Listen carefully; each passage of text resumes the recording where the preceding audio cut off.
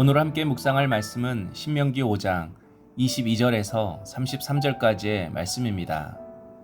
모세가 십계명을 가르친 후 40년 전 하나님께서 십계명을 주셨을 당시의 상황을 다시 백성들에게 설명해 주고 있습니다. 당시 이스라엘 백성들은 호렙산 아래에 모여 있었고 하나님께서는 불과 구름과 흑암 가운데 임하셔서 큰 음성으로 말씀하셨다고 합니다.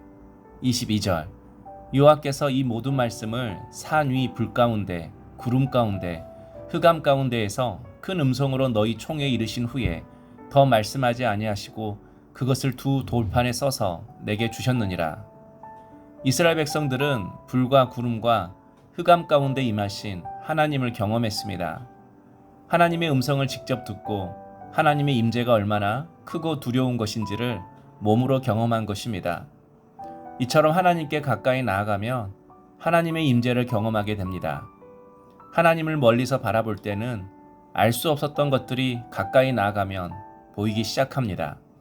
하나님의 거룩하심이 보이고 동시에 내 모습도 보입니다. 내가 얼마나 연약한지, 내 안에 무엇이 잘못되어 있는지도 깨닫게 됩니다. 그래서 하나님을 만나는 것은 가벼운 일이 아닙니다. 때로는 내 존재 자체가 떨리는 일입니다. 그러나 그 두려움 때문에 하나님을 피해서는 안 됩니다. 오히려 더 가까이 나아가야 합니다. 기도의 자리로, 예배의 자리로, 묵상의 자리로 더 가까이 나아가야 합니다. 하나님께 가까이 나아갈수록 하나님의 임재를 경험하게 되고 그 임재 안에서 우리의 영혼이 새로워집니다. 27절 당신은 가까이 나아가서 우리 하나님 여호와께서 하시는 말씀을 다 듣고 우리 하나님 여호와께서 당신에게 이르시는 것을 다 우리에게 전하소서. 우리가 듣고 행하겠나이다 하였느니라. 이스라엘 백성들은 모세에게 하나님께서 하시는 말씀을 듣고 자신들에게 전해달라고 부탁합니다. 하나님께로부터 직접 말씀을 듣는 것이 무섭고 부담이 되었던 것입니다. 그래서 당시의 모세는 하나님과 백성들 사이에서 말씀을 받아 전했습니다. 그러나 말씀은 내가 직접 받아야 합니다. 내가 직접 깨달아야 합니다. 내가 직접 듣고 깨달은 것만이 내가 행할 수 있습니다. 그래서 이스라엘 백성들은 모세가 하나님의 말씀을 받아 전해주면 바로 행하겠다고 했지만 듣고도 행하지 않았습니다. 직접 듣지 않으니 순종할 힘이 없었던 것입니다. 그러므로 내가 하나님 앞에 서서 직접 말씀을 듣고 깨닫는 것이 신앙입니다. 신앙은 남이 받은 은혜로 사는 것이 아닙니다. 부모가 받은 은혜, 목회자가 받은 말씀, 다른 사람이 받은 깨달음으로는 살아갈 수 없습니다. 전에서 들은 것은 힘이 없습니다. 직접 듣고 깨달을 때만이 하나님의 말씀에 순종하며 살아갈 수가 있는 것입니다. 29절 다만 그들이 항상 이 같은 마음을 품어 나를 경외하며 내 모든 명령을 지켜서 그들과 그 자손이 영원히 복받기를 원하노라. 하나님은 백성들의 고백을 들으시고 그 말이 옳다고 하셨습니다. 그런데 한 가지를 말씀하십니다. 다만 그들이 항상 이 같은 마음을 품었으면 좋겠다. 문제는 그 순간의 결단이 아니라 그 마음을 얼마나 오래 지키냐는 것입니다.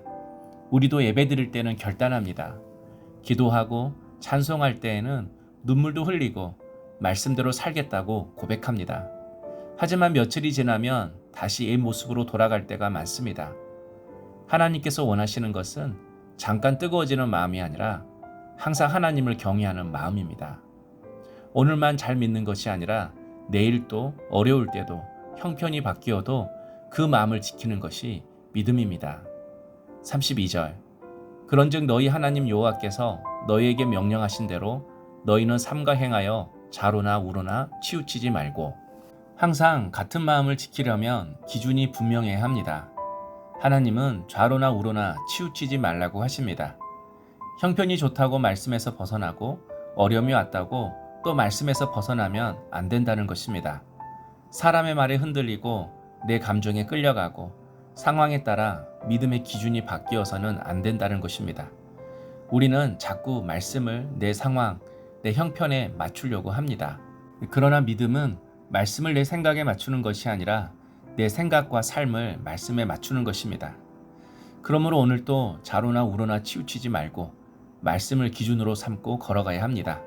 기분이 좋아도 말씀대로, 기분이 좋지 않아도 말씀대로, 형편이 좋아도 말씀대로, 어려워도 말씀대로 살아가는 것. 그것이 하나님께서 원하시는 한결같은 믿음입니다. 좌로나 우로나 치우치지 않고 말씀대로 사는 것이 결국 내가 사는 길이고 우리 가정이 사는 길입니다. 오늘도 내 생각이 아니라 하나님의 말씀을 선택하며 믿음으로 살아가는 우리 물된 동산의 모든 성도님 되시기를 소망합니다. 적용 질문입니다. 나는 하나님께 가까이 나아가 그분의 임재를 경험하고 있습니까? 기도하겠습니다. 하나님, 오늘도 주님께 더 가까이 나가게 하시고 하나님의 임재를 깊이 경험하게 하여 주옵소서. 말씀을 남의 이야기로 듣지 않고 오늘 내게 주시는 말씀으로 직접 받고 깨닫게 하시며 좌로나 우로나 치우치지 않고 오늘도 말씀을 기준으로 삼고 살아가게 하여 주옵소서. 예수님 이름으로 기도하옵나이다. 아멘.